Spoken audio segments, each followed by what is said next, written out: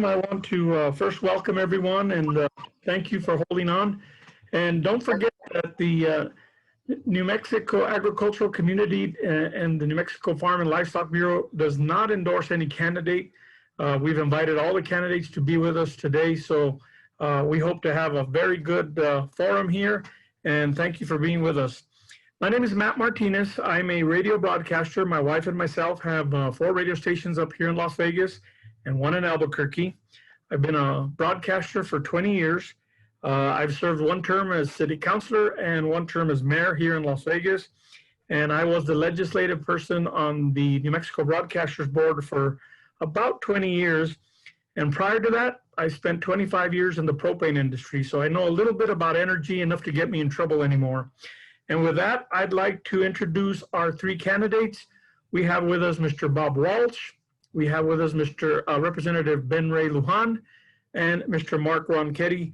Welcome all of you. And what I'm going to do is I'm going to give each one of you an opportunity to introduce yourself. And we're going to start first with Bob Walsh.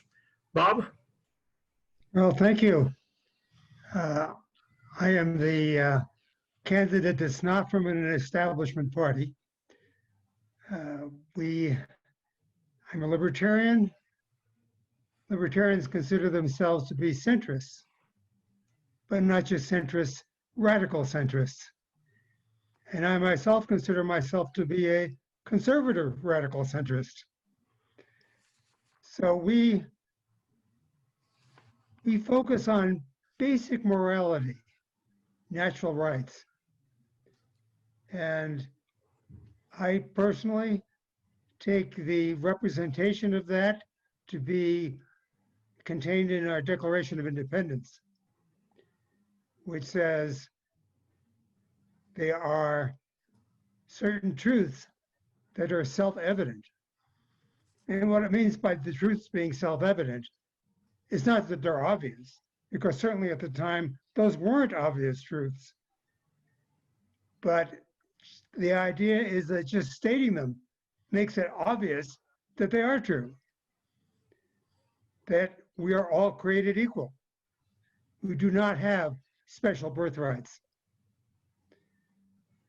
that we have rights that include, but are not limited to, life, liberty, and the pursuit of happiness. And then our Constitution was an attempt to put those basic truths into practice. The Declaration of Independence says that our governments derive their just powers from the consent of the governed, which is to say, we are in charge. The government's not in charge of us, we are in charge of the government. So as we discuss specific issues, I'll be trying to bring them back to first principles. And I want to remind you now that unlike what you may have seen recently, discussion in the Senate is tempered. We think very carefully about each issue. We debate in a reasonable fashion. We consider precedent, and we try to find an amicable solution. So I'll pass it on now to the next candidate. Thank you very much, Bob. And folks, when you see Darlene on the monitor, that means you've got 15 seconds left. So she'll pop up when we've got 15 seconds left on your time. Next, we're going to introduce our second candidate, and that's Representative Ben Ray Luján. Representative. Well, Matt, good evening and good afternoon to all of our friends across New Mexico. I'm in a car right now, reaching out to you and participating in this forum. I'm actually parked just not far away from the United States Capitol. There are a few votes that have been called this evening. There's at least 2 votes scheduled, and I shared that with Mr. Smith. So we're hoping that we can get through the forum and participate, but I may have to pop out for 2 votes, but I can run back. I'm not too far, and hopefully I'll be quick on my feet. But I want to thank everyone today for inviting us to be part of the New Mexico Agriculture Forum today. I want to thank the coalition for bringing us together. For those of you that I've not had the honor of meeting, my name is Ben Ray Luján. I'm a lifelong New Mexican, born and raised here in our beautiful state, the son of a union iron worker and a public school employee.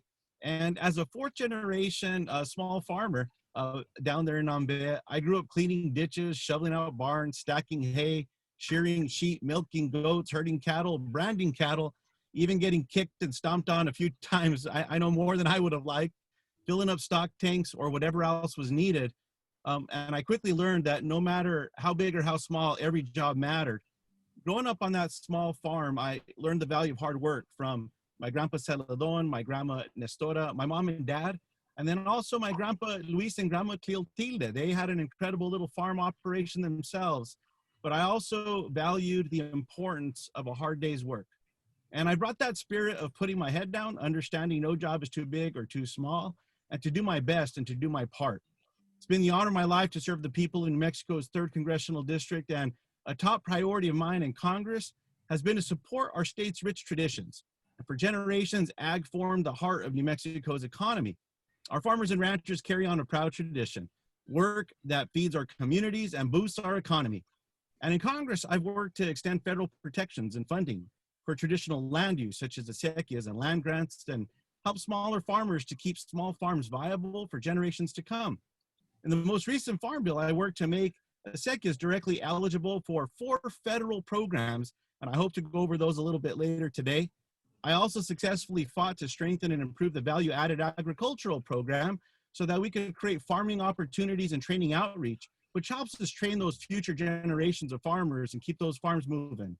I've been proud to learn from and work with Art Shop and the Highlands Dairy to push the Department of Defense to clean up contaminated agricultural water and to push the Department of Agriculture to compensate Art for having to dump his contaminated milk.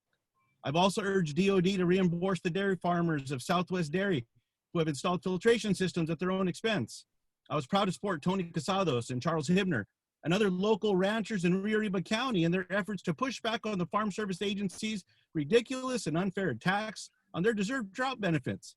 This summer, the National Appeals Division Administrative Judge agreed with our position, as well as the National Appeals Division Director. But the fight continues because a local position that was taken by the USDA Farm Service Agency said that a shortage of water in the acequias doesn't count as drought. It's the horrible decision, and I need your help to win this fight.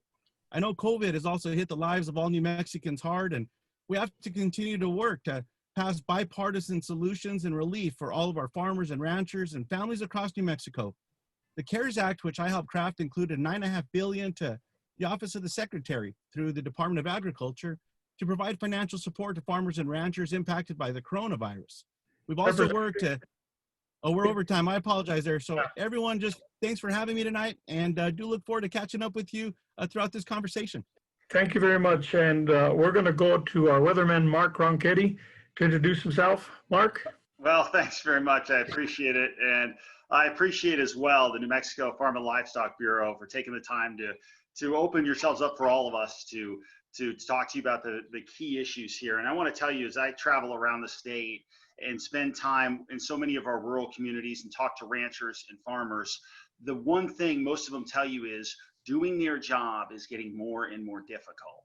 And I think we have an obligation, especially whoever the senator is from the state of New Mexico, to make your lives easier, to make sure that the setup that you have is one that you can continue to build on with your families. And too often, governments, especially the federal government, can get in your way and make doing that job much more difficult. And I think we have the opportunity here to describe these ideas and go through the ideas that we have that can make your lives easier and make this better. Because a rural way of life in New Mexico is one that I think underpins a lot of what this state is all about. But if you drive through our small towns, it's getting more and more evident that making a life in our small towns through ranching and farming is difficult as well. And so we need to make sure that we prioritize that. And that is going to start with water. There's no question. Nothing is a bigger threat to what we're dealing with in this state than our lack of water. And we need to make sure that we address that. And we need to make sure that we have communities that not only do we educate our kids well, but that those kids stay in our communities and they build a life as well. too often when our kids hit 18, they leave that rural life, they leave the farms, they leave a lot of the ranches, and they go build a life somewhere else. And we can't have that. Our rural way of life is critical in New Mexico, and want to make sure we maintain that. So I look forward to discussing these issues with all of you. And again, thanks to everybody, and especially the New Mexico Farm and Livestock Board. Thank you very much, Mark. And with all of your indulgence, to make it a little easier on my end, I'm just going to call everybody by their first name, if you don't mind, so that we can get through this a little quicker. Our first question we're going to pose, and this one goes first to Ben Ray.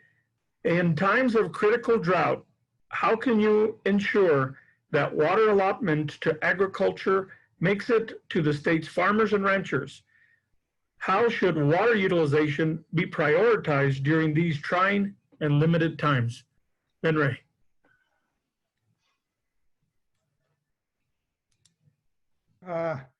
There we go, sir. I apologize for that one, Go Mr. ahead, Matt. Ben Ray. When I was elected to the Congress, Matt, I made it a priority to address many of the historical issues that are embedded in the way of life in all of our rural communities, like the one I was born and raised in. And there's nothing more important than water. And one example of some of the work that we've been working on together is the Water Resources Development Act, which I authored to allow for an increase. There was a provision in there that I authored to allow for an increase in water storage in the Abiquiu Reservoir. I think that's one example of what we can be doing to increase water capacity, so that way we can manage those releases and flows for beneficial use throughout the corridor. In the most recent Farm Bill, I also fought to include critical investments in our acequias and waterways to ensure that rural New Mexicans can access the resources they need to thrive, and to make sure that we're holding on to that water and delivering it. We're also able to include a $4 billion provision for a conservation program to ensure robust funding for programs that are critical to ensuring that water quality, but also to help our farmers directly, especially in times of drought. EQIP is a program that I've been working to spread across New Mexico, and now acequias qualify for that program as well. The funding also supported some small watershed programs, which provides funds to protect and support our nation's watersheds and help farmers and ranchers when we're installing those immigration and drainage systems. That's something we need to increase access to. I talked about those 4 programs that I was able to include in the Farm Bill, and it was fun, Matt. We had to educate members of Congress from across America on what acequias are, and now I'm proud to have support of so many. We've also pushed the Department of Defense and Air Force to address the serious PFAS contamination in eastern New Mexico near Cannon Air Force Base, because that's also impacted water in New Mexico. There's also another infrastructure package called the Moving Forward Act that we've adopted. It's sitting in the United States Senate. I hope that President Trump can convince Mr. McConnell to let that loose, because that'll allow us to make more investments. And then just last 2 points, Matt, we need to make sure that we're paying attention to those agricultural water rights that are being bought up by other sectors, because once they're purchased by them, those water rights aren't coming back for future generations. And then the last one is standing up to those legal challenges from other states. Texas is suing New Mexico right now for water that we stored for them in Elephant Butte at their request during a natural disaster.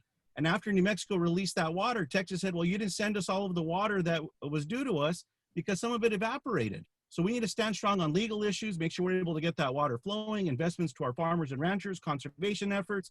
And it's a lot of work that I've been proud to learn from you on, that we've worked on together. And I hope to be in the Senate with your support to continue to deliver on that. Thank you very much, Ben Ray. And now we'll go to Mark. Do you want me to repeat that question, Mark? No, I think I have it. I think, first of all, water, I think, is the critical issue. Again, as I said, for our rural communities, we don't have enough. And there's no question about it. We're not likely to have more if we don't do something about it. And I think when you talk about the water compacts with Texas, we got our clocks cleaned on those. And the reality of the situation is we need to reassess that. And if we don't do better with those, we're going to be in trouble on that front. We have a tremendous amount of water leaving through southwestern New Mexico as well. We have other issues with the way we transport water across the state here. We lose a tremendous amount of it there too. There are so many different issues with this that we have to address. And a lot of that's going to be us coming together and realizing that we have a water emergency, and every drop that we can get our hands on in New Mexico, we're absolutely going to need to do this here. And I think that also gets back to the fact that we're going to have to rely on emerging technologies as well with all of this. And it's talking about things like desalinization needs to be on the table for us. We have to look at that issue here. If we don't, I don't think we're going to have enough water for agriculture going forward. We also have to look at the issue of produced water. How do we deal with that? How do we clean it? What do the technologies look like there that can help us as well? Because that's going to be an issue we're going to have to contend with too. The bottom line here is that we don't have enough water. And to think that water is something that you can treat as something that rolls through a river and you don't give it a second thought, for so many farmers and ranchers, they know that's not true. And so many of them realize if you go across northern New Mexico, the water rights that they're supposed to have, they're not honored. We're one of the states that doesn't honor water rights nearly like we should, and it hurts ranchers all across this state. So we need to absolutely take this more seriously. We need to step up and make sure we have more sources of water going forward here, because if we don't do it, our farmers and ranchers are going to pay for it first. Thank you very much, Mark. And Bob, do you need me to repeat the question? I don't really need you to repeat the question, but you might repeat it for the benefit of the audience. Okay, in times of critical drought, how can you ensure that water allotted to agriculture makes it to the state's farmers and ranchers? How should water utilization be prioritized during these trying and limited times? So as our Declaration of Independence states, the reason we have a government is to secure our rights. And one of those rights is water rights. And largely, those issues are litigated in the courts, but we have to make sure that the decisions of the courts are honored and enforced. But on the other hand, we have to realize that everything is changing. The world is changing. The climate is changing. And our supply and demand situation is changing. By and large, what the federal government tries to do, or pretends to try to do, is to retain the status quo. And trying to do that just makes things worse in the long run. The money that Ben Ray is talking about, as if it were coming from on high, is coming out of our pockets. It's about half of it is paid for by our income taxes. Some of it is paid for by borrowing money, which is to say, it's paid for by issuing bonds, which are then bought by the Federal Reserve with money that is artificially created. The result being basically a 2 or 3% tax on whatever we have managed to save. Thank you very much. We're going to continue with our questions. And Mark, you'll be the first to answer the next question. Question is, the Farm Bill is vitally important to New Mexico's farmers and ranchers. What are your thoughts regarding the preservation of beneficial programs within the bill? And how would you help your constituents take advantage of these resources that are often available but challenging to access?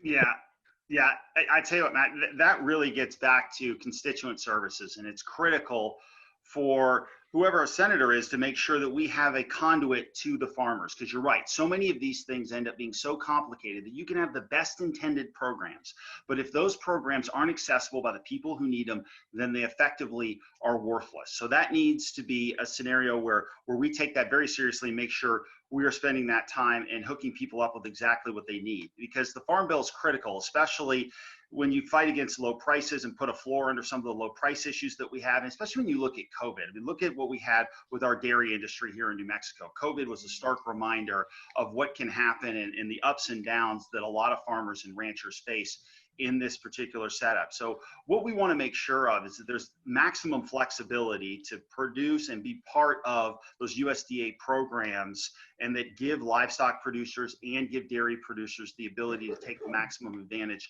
possible here. Obviously, there are other social programs involved in the Farm Bill which are critical too in this whole thing, but specifically for what it means to New Mexico, we need to make sure that farmers are getting the help they need out of this, and that conduit between our federal office holders and the farmers and ranchers that we have is going to be critical here. There's no question about that. And then going forward here, you know, some of these disaster relief programs that are involved in the Farm Bill as well, also critical, because that's going to continue to be a significant issue here, no matter what the disaster is, whether it be drought, whether it be flooding, whether it be various issues that we're having. Those all need to make sure that we have a setup possible so that people can take the best advantage of it. Thank you very much, Mark. Same question, Bob? Yes, well, if you're a politician, any interest group you're talking to, their problems are critical. The fact of the matter is that libertarians want to abolish most programs that have special interests in mind. So that the USDA, for instance, takes your money, keeps some of it, returns some of it, with restrictions which you would not otherwise have had. And that is true for housing, which does not provide housing, health and human services, which provides neither doctors nor nurses. And each program in the federal government, which is not actually exerting a power that was listed in the Constitution. The Constitution listed the powers of the federal government in hopes that that would limit them. Unfortunately, the income tax has given the federal government the power of the purse so that they can dabble in all kinds of things, including farm programs. Thank you very much, Bob. Ben Ray, do I need to repeat the question? No, sir, Matt, no need to repeat that. The Farm Bill is one of the most important pieces of legislation that gets adopted. And I've always worked to secure the passage of a strong bipartisan Farm Bill. And this is one of the areas where those stories from across New Mexico with farmers and ranchers and the challenges that each and every one of you faces at home with production, sharing those stories and helping other colleagues from across the country understand why these are important to New Mexico, inviting them to come out to New Mexico. They fall in love with our state. That's how we get support for programs in the Farm Bill that are specific to New Mexico. I've been proud to support our farm safety net programs, such as the Dairy Risk Management Program and the Livestock Gross Margin Program. I've also been proud to support the Supplemental Nutrition Assistance Program. We need to make sure we're helping on both sides of this to get the bill put together, but also deliver that support to our communities. But the Farm Bill also provides support in conservation and renewable energy, in broadband deployment and economic development. And that's where our rural telephone cooperatives and our rural electric co-ops have been able to benefit as well. I'm especially proud of the work that we did during the last Farm Bill, Matt. In 2018, the Farm Bill built on one of my programs that I authored, which was a bipartisan Growing Value Economies Act, which added about $17.5 million per year in funding and pathways for expanded outreach and technical assistance. Again, so that way you can help first-time farmers or generations of farmers come back in and help support those businesses. Ensuring that our next generation of farmers and ranchers and our nation's historically underserved producers gain access to these resources continues to be one of my top priorities. Some of these programs are built for the largest producers in the country, but we need to make sure that we're fighting to bring those programs back home. That's also why I led an effort to ensure that the last Farm Bill included support for a program called Farming Opportunities Training Outreach, which is a down payment on the next generation of farmers and ranchers as well, to help train them and support them. The program ensured the federal government had the resources to train the next generation of producers and to be able to help in each and every one of these communities. The final bill included about $435 million in combined funding over a 10-year period to help new farmers and generation farmers to come on in as well. I also worked to provide support to farmers and ranchers during the current public health pandemic, which is with the CARES Act. And look, in every way that we can, whether it's the Farm Bill or we're looking at the CARES Act or whatever the legislation may be, Matt, we have to carry these stories from across New Mexico and build support and bring that back home. And then the last part, Matt, is how do you work in your communities to make sure these programs are out? I'm proud of the casework that we've been able to build throughout the district. As a matter of fact, I've been told I have one of the largest caseloads in America. Some of the most important cases in the country, working with our veterans at home, but carrying the challenges that farmers and ranchers have to make sure we're able to deliver on good policy. Thank you very much, Ben Ray. And Bob, you're going to be the next one, the first one to start with the next question. And the question is, what is your opinion of how the Endangered Species Act is being administered in New Mexico? Bob. Well, I'm going to be very brief on that subject. This is another case of trying to maintain the status quo in a world that's changing. We're not going to be able to keep every species going in the wild. The world changes, we have evolution, and the makeup of the ecology is going to change. Not only do we have a shortage of water for our farms, but we have a shortage of water for animals, wild animals. And so there's going to see more populations of the animals that are better able to survive in drought conditions. And we're going to see more dry land farming. And we just have to adapt. The animals have to adapt. We have to adapt. Farmers are businessmen. They have to adapt to the conditions under which they are operating. This is true not just for farmers, but also for airlines, for theaters, for many things that are being affected by the changes in our society and in our world.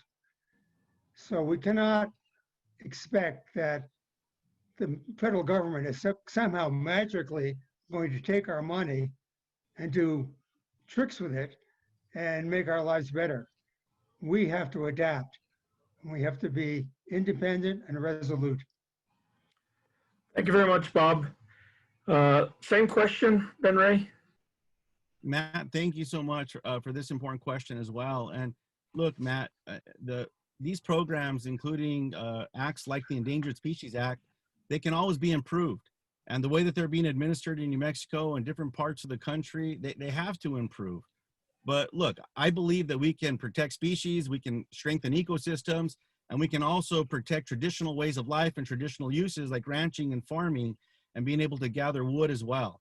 That's why I've encouraged communities to come together to solve some of these challenges before a species is listed. And in New Mexico, each and every one of you have a tradition and have set the example and really have raised the bar for how communities can come together to make sure that there's management plans, conservation plans to prevent the listing of any species. And I think that that's an important way to approach this.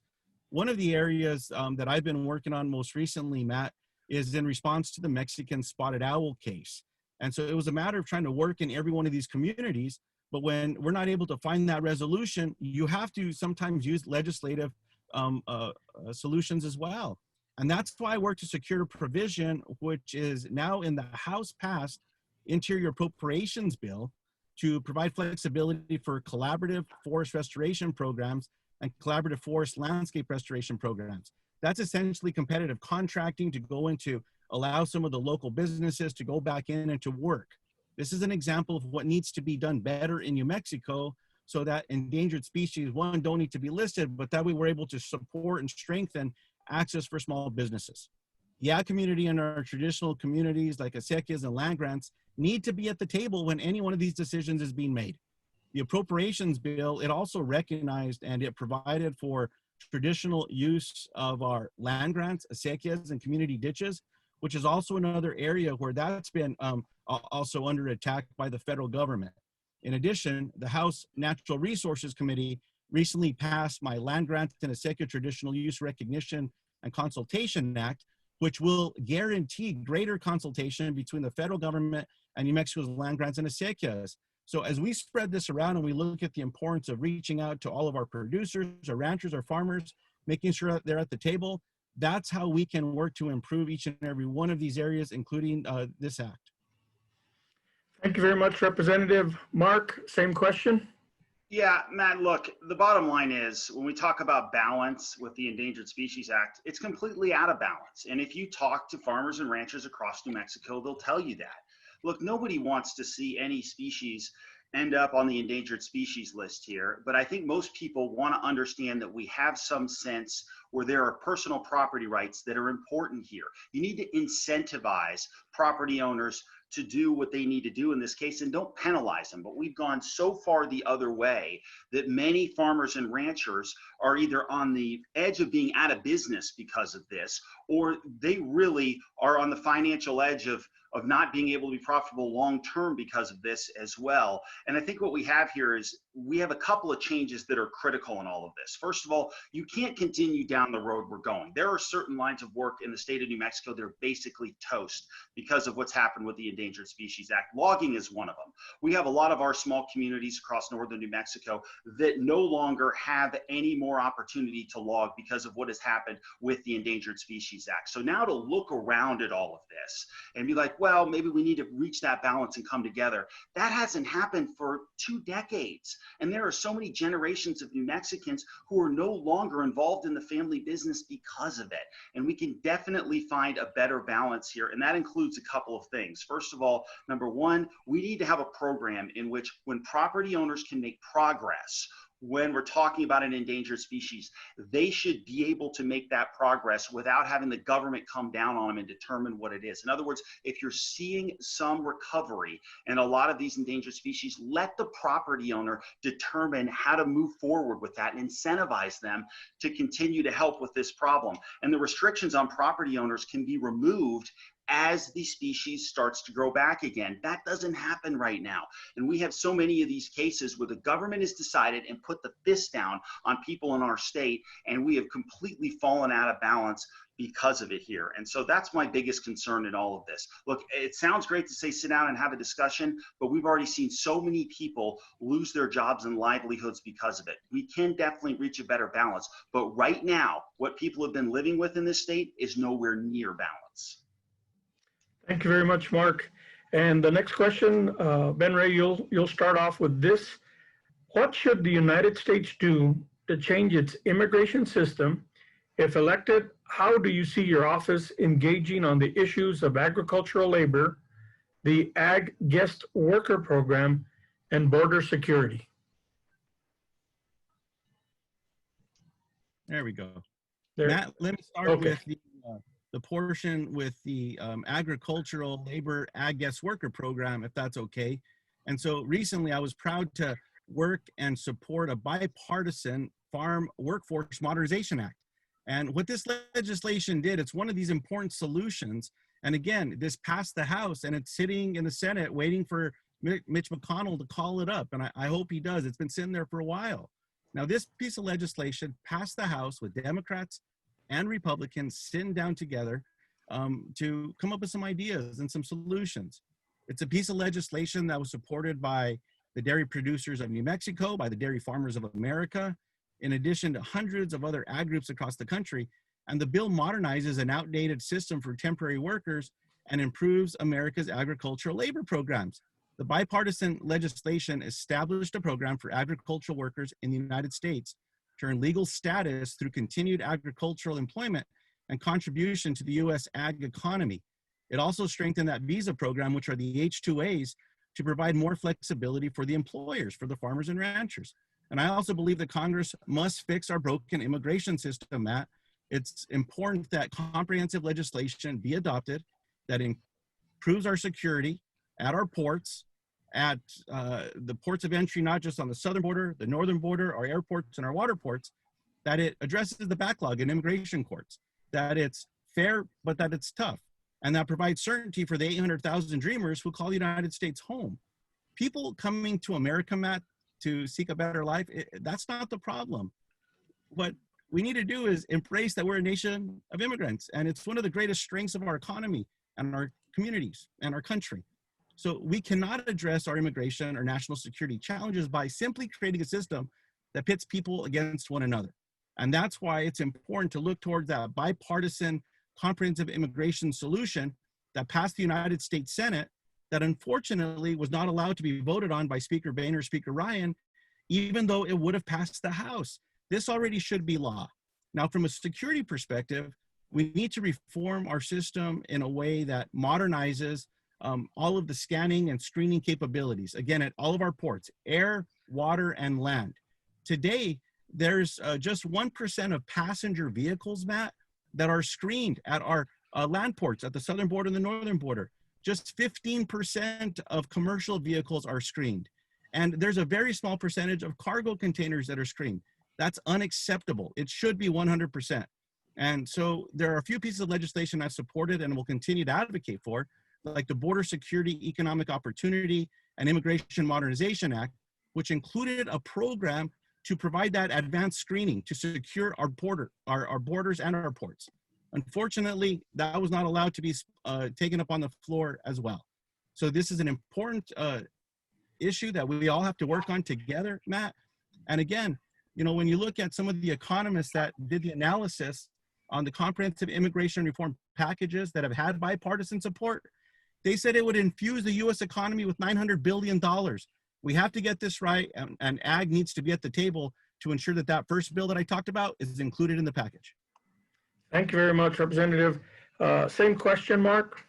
Yeah, a couple things. We'll start with the H-2A visa program. It's a critical program, but it's completely ineffective right now. If you talk to farmers and ranchers, they'll tell you they can't get the people in that they need, mainly because it's an arcane system that they don't fully understand. You probably need a whole new staff if you're going to try to understand it anyway and take advantage of it. We have to streamline that system to be able to get workers into the country so that, number one, they can provide the help needed to the people in this state who need them, and so that they can provide a better opportunity for their families as well. But if we continue with this same system and all the hoops that have to be jumped through to get there, we're not going to get what we need. And especially when you talk about these programs, there is very little flexibility for the individual farmer or rancher to do what they need as far as getting the workers in and dealing with them. And that's another issue with the government, the top down, we determine what you need to do versus you guys on the ground who can make that choice better. We just need to give you more flexibility so you can take advantage of this. And then beyond that, talking about border security and immigration. Border security is critical. It's absolutely critical in the state of New Mexico. If you look at the issues we're having here, we definitely need to, number one, secure our border. Now, whether that be with technology, whether that be with a barrier, whether it be with whatever it is, we owe the people of this state a secure border, and that a border that will, of course, push everything toward our checkpoints where the congressman is right. We do need to make sure we're checking more people as they come through here. But going through and making sure that we have a secure border is something that shouldn't be a partisan issue. But that is the issue indeed that we see so much fighting between the sides on. And there is nothing that illustrates more the party politics that you see in Washington and the partisanship. I mean, this is one of those issues that we should be able to sit down and figure out, but yet it has become one that has been filled with vitriol, one where each side takes shots at each other and it's over the top. So we need to get this fixed and get it done. But at this point, there's very little will, it seems, for people to actually sit down at the table and do it. And that is a poisonous atmosphere in DC that leads to that. So I think we need to assess also a comprehensive immigration system. There's no question about that. And we need to make sure we have a system that is much more efficient than it is now. When you come to this country and you're part of the assimilation process and you're part of the process to become a citizen here, it takes up to 7 years to do that. That's a long, long time. So we need to address a lot of different things here, but securing the border is at the top of the list, no question about it. Thank you very much, Mark. Bob, same question. Well, I agree that we need to secure our border, that we don't want criminals coming across and going across private land. However, going back again to first principles, one of the things that the King of England was castigated for in the Declaration of Independence is that he did not encourage immigration into the colonies. And everyone, we say in our Declaration of Independence, has a right to liberty and therefore a right to travel. Because you can't have liberty without a right to travel. And the Constitution did not provide Congress with any power to regulate immigration. That was invented by the Supreme Court in a notorious decision regarding the Chinese Exclusion Act. We need these immigrants, people that have the gumption to make it to our border with their families and who just want to come here and work hard and buy nice things. Those are the people we want coming to this country. The current immigration laws, which are themselves unconstitutional, are shamefully put into practice. Our detention centers are horrible. I recommend to everyone to watch the series Immigration Nation on Netflix. We have to do better. And we should encourage immigrants. The cities in this country that have historically had the most immigrants have thrived economically. New York, Miami, Boston, San Francisco, New Orleans. We like the diversity that we get from having people come from many different countries. Let's support it. Thank you, Bob.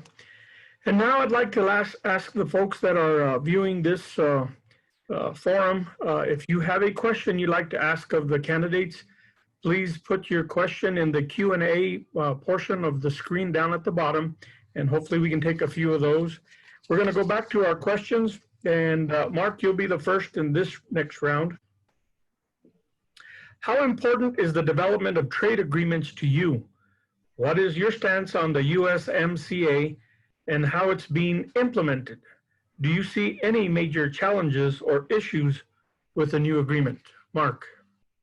Yeah, you know, Matt, I think a couple things. First of all, the USMCA, I think there are very few people who wouldn't say that it's a vast improvement over NAFTA. There's no question about that. We're expecting more than $2 billion in the annual increase of U.S. agriculture exports to Canada and to Mexico. And that could well affect New Mexico, too, when we're talking about dairy exports, whether it be milk or cheese or a variety of our other exports. That is a real opportunity to help us here in the state here. There's no doubt. Now, what we need to make sure of in all of this, though, is that it's one thing to reach a deal and it's one thing to effectively come to a deal. It's another to implement that deal and make sure it's being adhered to. And I think that's going to be the big challenge going forward here with the USMCA.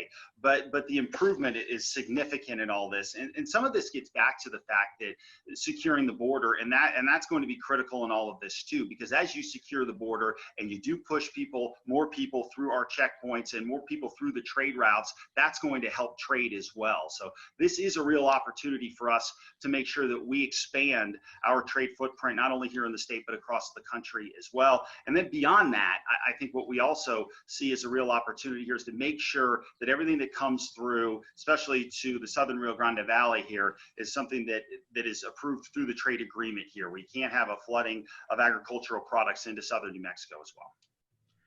Thank you very much, Mark. Same question, Bob? Bob, same question. Thank you. The libertarian position is in favor of completely free trade. Economists agree that free trade benefits everyone. When I trade something with you, I do it because I think what I'm getting from you is of greater value to me than what I'm giving you. And you think that what you're getting from me is of greater value than what you're giving me. So there is a net increase in value. It's not a zero-sum game. Economists agree that tariffs are a major cause of depressions. And part of the problem with this recession that we're having now is an excessive introduction of tariffs and an interference with free trade. So whoever is elected amongst us three is going to be serving in the Senate 5 years from now, when the current president is certainly gone, and if he is replaced, the new president will have gone past his first term. So we have to take the long view. And in the long view, we want to improve and increase trade as much as possible. Thank you very much, Bob. Same question, Ben Ray. Matt, thank you so much. Look, trade, especially with the United States and our neighbors like Mexico and Canada, is a vital component to New Mexico's economy, and it's going to be an important part of our economic growth going forward, Matt. Look, in 2017 alone, if I have the number correct, I think it was $2 billion in goods that New Mexico exported just to Mexico and Canada. And I think that the USMCA, I should say the improved and renegotiated USMCA, which is different than that was originally proposed, that was improved through the legislative process on a bipartisan basis in the House and the Senate. And that's why I supported and I voted for the United States-Mexico-Canada agreement, which represented a marked up improvement over NAFTA and the flawed agreement initially put forward by the administration. Now, we worked diligently to strengthen a few things, Matt, the agreement's labor and environmental protections, and we also pushed to ensure meaningful enforcement, which I'll talk about a little bit more in a second. And we also fought to remove provisions that would have locked in higher prescription drug prices. That's not been talked about a lot, but that's really important. The USMCA should also carry a new export opportunity for the New Mexico dairy industry. And this is where I appreciate the expertise from folks like Lieutenant Governor Bradley, from Beverly, from the work that they do representing both DFA and the New Mexico dairy producers by eliminating the Canadian Class 7 milk price and increasing market access for dairy producers. But we need to make sure that Canada and Mexico fulfill their commitments, which brings me back to enforcement. One of the most important provisions of this package in the closing days, Matt, was the enforcement provision. Other trade agreements had left the enforcement provisions out. They'd been a sidebar conversation. Now, you and I both know something real important here. When you shake your hand and you agree to something, you have to keep your word.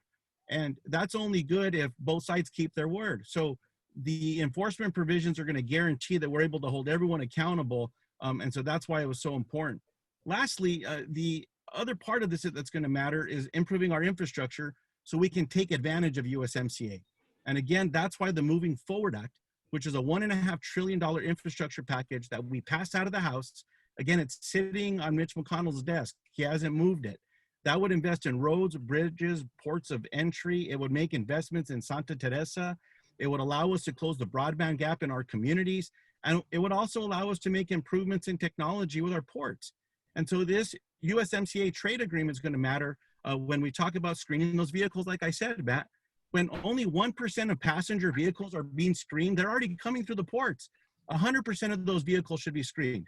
Only 15% of commercial vehicles are being screened. They're already coming through our ports. They need to be screened so that way we can keep the country safer as well. And that's why I was proud to work and partner with Congresswoman Xochitl Torres Small on an amendment to the bill that included $100 million to make improvements at land ports of entry like Santa Teresa. Thank you very much, Representative. Our next question is from an audience participant, and they want to know, and Bob, you'll be the first to answer. What are the most significant opportunities that you see for New Mexico agriculture in the future? Bob. Goodness, I would hope that our audience has a much better idea of that than I do. New Mexico agriculture is a collection of businesses, and they are facing a changing world, changing climate, changing demands, changing supply lines, and they must adapt to it, and they must use their innovation and invention to do the best they can. And they should not expect that they're going to get lifelines from the federal government, which is actually just taking away their money. And I hope that they will mostly be successful in adapting to the new environment, the new conditions in our society. Thank you very much, Bob. We're going to go back to Representative Luján. Ben Ray, same question. Matt, look, one thing I'm excited about to brag about to our friends across the country, and there's not a person that I challenge to a green chili cheeseburger competition on Capitol Hill, because I tell them we have the best beef, we have the best cheese, and we have the best chili. And I remind our friends up in Colorado as well, where that seed came from that they plant up in Pueblo. It came from New Mexico State University. It's our seed, and that's why we're so proud of our products in New Mexico. Look, I think the sky's the limit, man. I just talked about the USMCA, where we're looking at more opportunities for our dairy producers in New Mexico. You know, we're already reminded we have one of the largest cheese productions in the country right in New Mexico. And it's something we should celebrate more. Chances are, if you're having pizza, you're probably getting mozzarella from New Mexico. And look, I appreciate the education I received down at Glanbia as well, where they told me that Velveeta is not just a brand of cheese, it's a kind of cheese too. Look, we can do some incredible things, and you start putting that New Mexico green chili in that cheese, everyone wants to buy it. We need to find added value though. And I think that we can start getting more post-production work and added value production work, so that way those tomatoes and jalapenos turn into our own salsa that we can sell to the rest of America and the rest of the world. That we're able to bring more meat processing. I was recently asked, and I was proud to work with the wool growers to help protect some lamb processing up in Colorado. We need to close these gaps, Matt. Our beef producers, our lamb producers, poultry and pork producers, they need help producing right here in the United States and right in New Mexico. And I think that's an opportunity where we can work together to grow those corridors. And look, once we put New Mexico on display for everyone, there's no one that wants to be a part of it. Everyone wants to join us. They love our beautiful state. And I just think that from an ag perspective, the sky's the limit, Matt. We're gonna have to be smart with bringing in some technology when it comes to water resources. I appreciate the conversation earlier where maybe we can work with our friends and the Ministry of Science and Ag out of Israel to make advancements in New Mexico the way they did with brackish water. There's solutions here that we can deliver, water efficiency, delivery, and make sure that when we do that across the board, look, I love New Mexico. The shape that I am and my belly's as big as it is, Matt, because I'm eating too many chicharrones and too much New Mexico food. This is a centerpiece of what makes us special. And I always remind everyone as well, Matt, and I think you taught me this story. I think it was at the 1940s World Fair that the best wheat that was at the World Fair came out of Mora, New Mexico. So how can we work with these small producers again to be able to make sure we have those community kitchens, get those jams and jellies and salsas and recipes, and start getting those products to market? I'm excited about what New Mexico's future is, especially when it comes to ag and food. Thank you very much, Ben Ray. Mark, same question. Yeah, Matt, I think part of the issue here is that when you talk to ranchers across the state, I think there are a couple of opportunities here that we need to explore. And I think one of them is a real concern, and that is the packing industry. The packing industry is controlled by 4 major meat packers that effectively have a monopoly. So if you're a rancher in New Mexico now, you sell your beef and you get an artificially low price for it. And then you go back and you look in the meat aisle at Albertsons and you see meat prices continuing to skyrocket, and our ranchers are not able to take advantage of those price jumps. We absolutely have to get more meat packing here within the state. If we can do that within the state and then farm it out to other states as well, get our meat out to other states, that's going to be critical. There's no question about it. And right now that can't happen. So if we can allow for more meat packing, and really we're at to relook at how we do all of this, because at this point, the 4 big meat packers are effectively ripping off our ranchers right now. Another thing I think where we have real opportunity here and in the future, obviously, is with technology and with crops and getting better yields out of a smaller piece of land here. But that includes having better education for our kids in rural communities, especially with better broadband, doing remote learning, and keeping our kids in communities where rural ways of life and ranching ways of life are critical, and then they can be on the edge of technology. For example, if you live in Clayton and you're going to be part of, say, the beef industry here, we have a program in Clayton that focuses on that can teach you about that, and then can basically give you the kind of education you need to hit the ground running, to have the very best practices, and then to continue to learn going forward.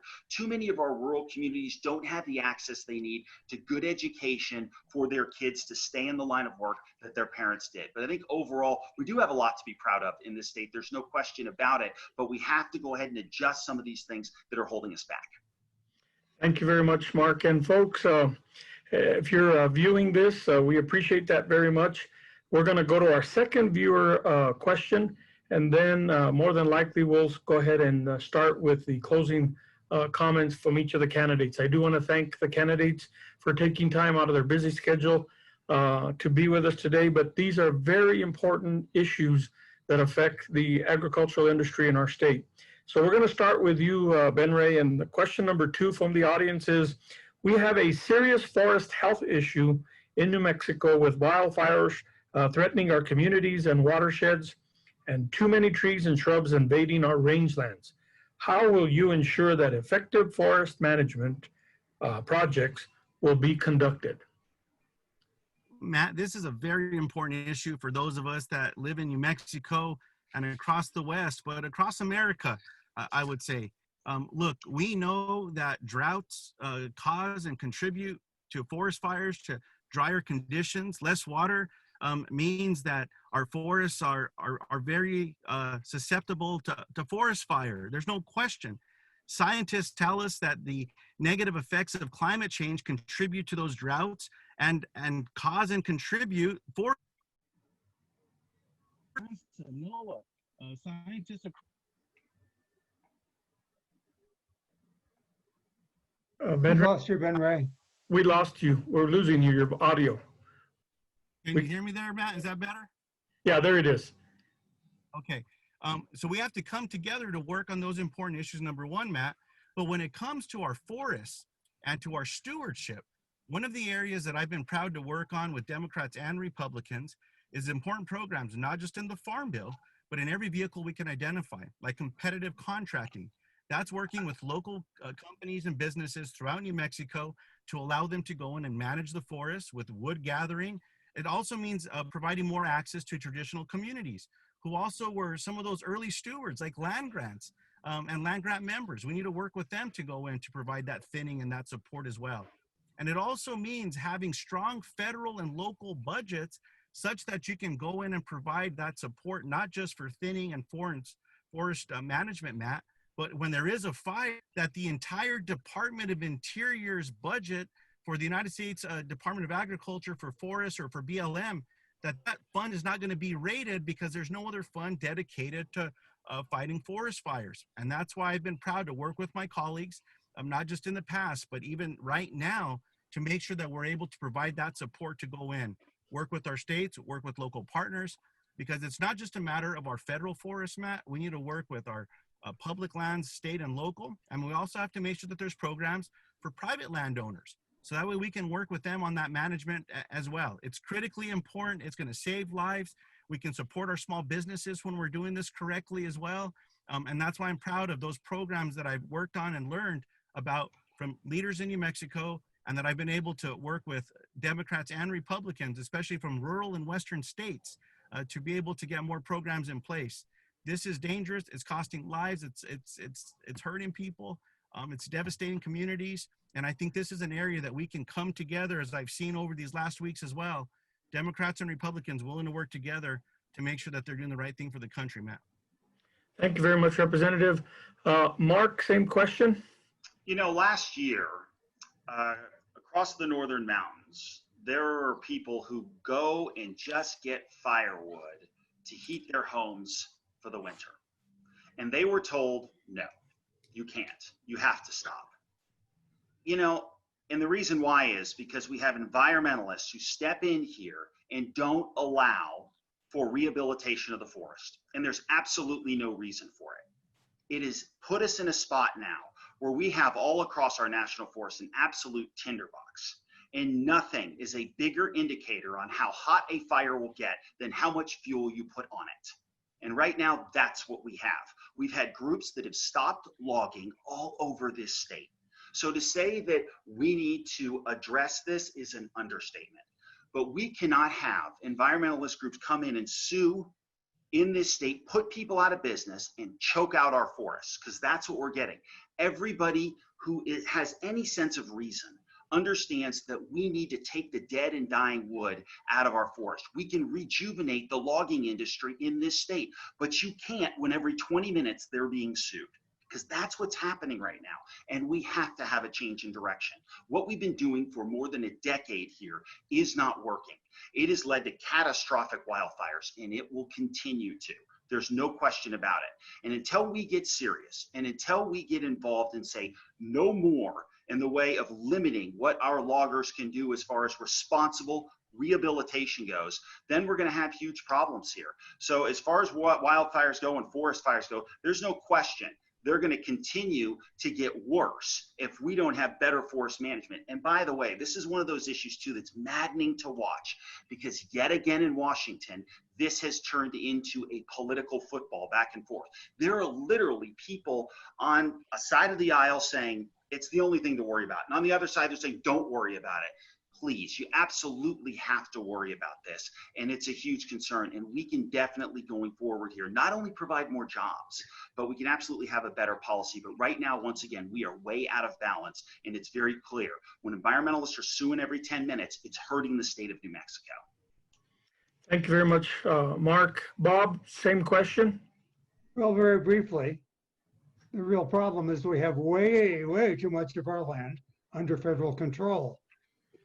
The benefits of the wildland and the risks of things happening badly in the wildland are all local issues. There's no reason for decisions to be made far away. What we would really like to do is have the land transferred to the state or to private ownership. Pending that, we have to make sure that decisions are made locally and not in Washington. Thank you very much, Bob.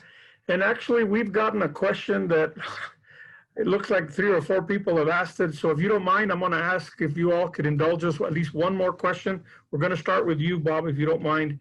And this one is coming in asking all of the candidates, what do you think about the Green New Deal and the effects it would have on the New Mexico dairy and cattle producers with its methane rules, as well as the impact it would have in the oil and gas industry? We'll start with you, Bob. Well, that is very hard to deal with briefly. There are 2 issues involved. And one of them, which I'm going to talk about, is climate science. There is such a thing as climate science. However, climate predictions are not science. Climate predictions require some wild estimate for what the economy is going to look like in the future, some wild estimate for what innovations and inventions are going to come up to deal with emissions. And only after those assumptions are made does any input go into a climate model. And the climate models are very rough approximations to very complex processes. And what comes out is very gross numbers like average global temperature. And nobody has any real understanding of what the effects of the changes will be. We hear a lot of very wild theories, but the fact of the matter is, nobody has been willing to offer a suggestion as to what is an optimum global temperature. Should it be colder than it is now? Should it be hotter than it is now? My preference would be for it to be hotter, but it's going to be what it's going to be. No action that we're going to take in any kind of way that preserves our individual rights is going to change how the climate's going to be in the future. Thank you very much, Bob. We're going to go back and we'll do Ben Ray. Do you need me to repeat the question? No, sir, Matt. Thank you very much. Well, Matt, look, people need to take a look at the language in the resolution and understand that it's first a non-binding resolution, but that it lays out an argument associated with what's happening with climate and with the climate crisis across the country. And one thing that I certainly appreciate from our farmers and ranchers from across New Mexico, who were our first stewards of our lands in making sure that we're growing food and understand the importance of food production, and understand the devastation of droughts or natural disasters or fire that can have on their crops, that we're able to come together and have a conversation with what we can do to tackle this climate crisis that's facing the country, that even President Trump's own Department of Defense and national security leaders have said that it's one of the greatest threats to our national security and to global security. We know the negative economic impacts that will be caused. And look, as we look at the devastation that can be caused in our communities when we have these droughts and we have natural disasters and that devastation, I think that we all know that when we embrace conservation, again, I was raised, Matt, in the same way that all of our farmers and ranchers were raised. You leave the land and the water better than you found it. You take care of it. You leave it for that next generation. And that's the conversation that I want to have. It's why I've led other legislative initiatives. We've worked on a package where My Clean Energy Standard, for example, that was built off some of the work I did in New Mexico, where we worked with the electric co-ops, we worked with the utilities, and we were able to drive down emissions, increase the amount of wind and renewables that we're generating in New Mexico. You know, some of those farmers and ranchers, especially out in San Juan, they were able to take advantage of some of those new programs we put in place to have wind turbines out there. We also saw some of those bio digesters that were put in place that were producing electricity and created another product for the stuff that the cows produce, not the one you drink, but the one that comes out the back end. And that way you're producing more electricity and power, and then you're turning that into a commodity as opposed to a waste. And those are the kind of innovative ideas that I want to be talking about as we make progress and we bring everyone to the table to have an important conversation about what can be done both to address the climate crisis, to create jobs and opportunities, but to make sure that our first stewards of our lands, our farmers and ranchers, are going to be part of that conversation. Thank you very much, Ben Ray. Mark, same question. Yeah, I think the Green New Deal is really not a serious piece of legislation, unfortunately. And what I mean by that is that what is included in there is absolutely ridiculous, quite frankly. There's a $93 trillion price tag on that. I mean, it's so crazy that Speaker Pelosi wouldn't even bring it up for a vote. And when it was voted on in the Senate, it got exactly 0 yes votes. This is the kind of thing that's frustrating, because I think as you watch what's going on in Washington, people want solutions. They want things that work. They want things that they can hang their hat on and say, I'm getting some help from Washington. And so things like this are to me a distraction as much as anything else. And I just don't think our legislators have the time for distractions. Thank you very much, Mark. And folks, we are at the end of our Zoom conference here with our candidates. We want to thank them for taking the time that they've carved out of their busy schedules to be with us today. And I also want to remind everyone that the New Mexico agricultural community does not endorse or support any candidates. However, they've invited them all to be with us, and we want to thank all of you for being with us today. And with that, we're going to allow each of the candidates, let's see, with 3 minutes to give any closing comments. And again, thank you very much on behalf of the New Mexico ag industry. And we'll start off with Mark. Well, thanks very much, man. I appreciate it. And I appreciate Bob and Ben Ray taking the time to talk as well. I think this is such a critical industry for this state, because it's not just an industry. It's not just what people do to make a living. It's how they raise their families. It's how they live their lives. And it's what underpins much of the state of New Mexico. And we do have so many different agricultural industries in this state and different interests that need to be enhanced and protected in every way possible. And so I think as we move forward here, I think there'll be some very clear distinctions between all of us and the way we would deal with rural communities in New Mexico. And I think there's such an opportunity for a rural rebirth across this state, but it's going to take a commitment from a senator who will go to every corner of New Mexico and spend time with everyone. Too often now, when you go to our small communities, they say, we don't see our federal representatives. We don't see the people that want to represent us. And we can't have it that way. We need to make sure that our representatives are close to the people and spend time everywhere saying, hey, what are your concerns? What are you dealing with? Nobody knows what you need better than you.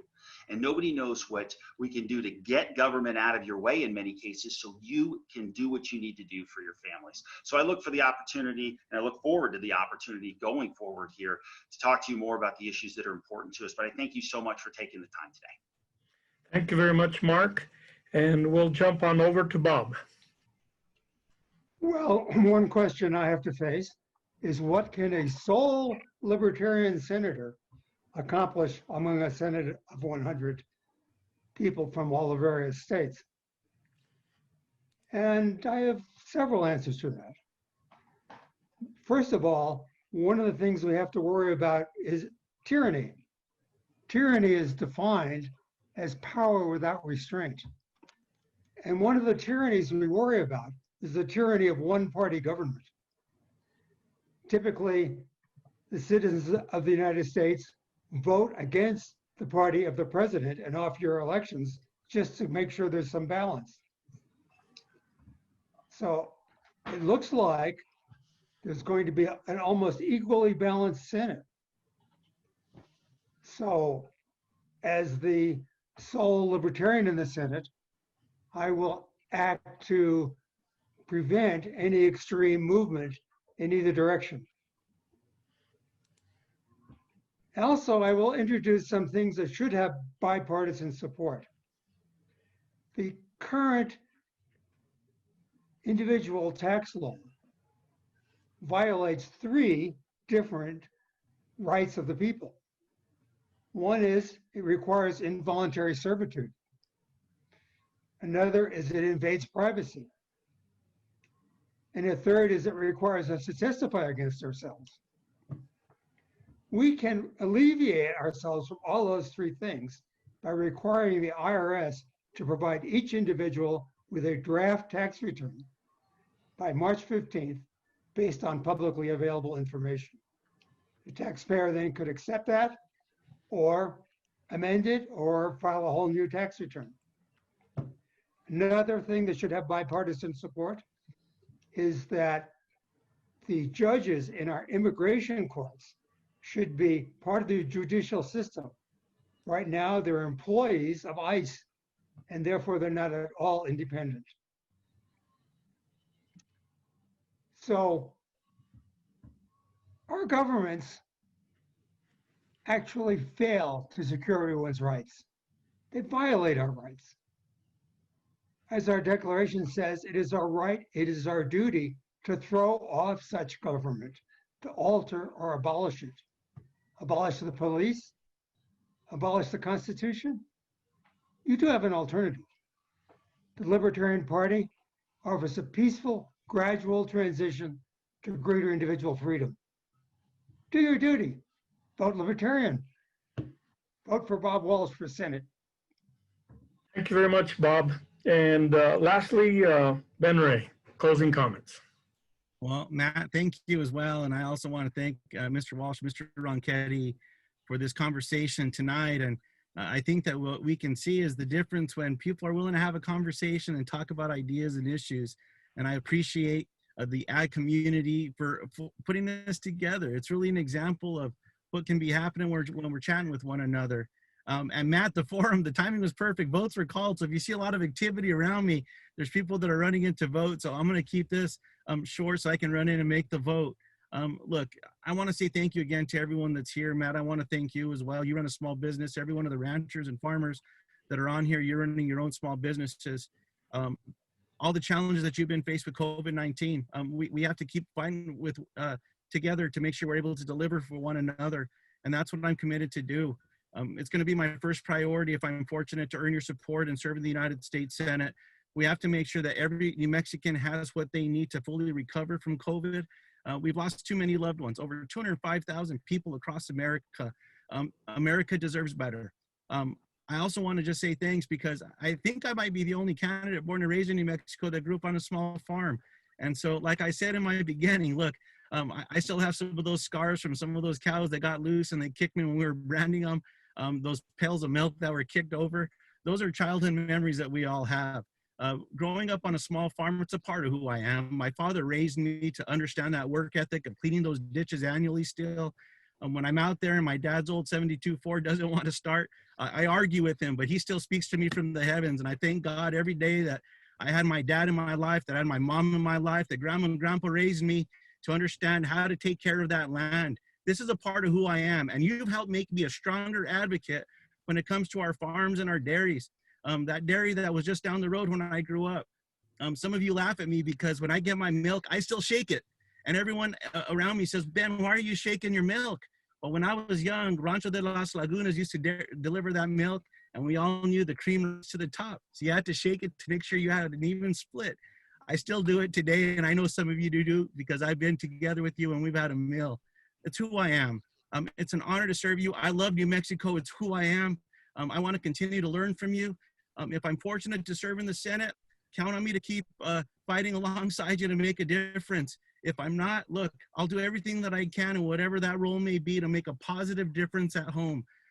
Thanks again for having us tonight. I'm going to run in and catch that vote, Matt. But again, to everyone for being a part of tonight, God bless you. Be safe. Stay safe out there, and look forward to seeing you soon. Thank you, Representative. And folks, on behalf of Tiffany Rivera with the New Mexico Farm and Livestock Bureau, and Delene and Chad Smith, I want to thank you very much for being with us today. And this will conclude our forum for today. And we'll be back having more forums next week. So keep posted and we'll get out to you as soon as we can. Thank you very much. And you all have a great evening. Goodbye. Thank you.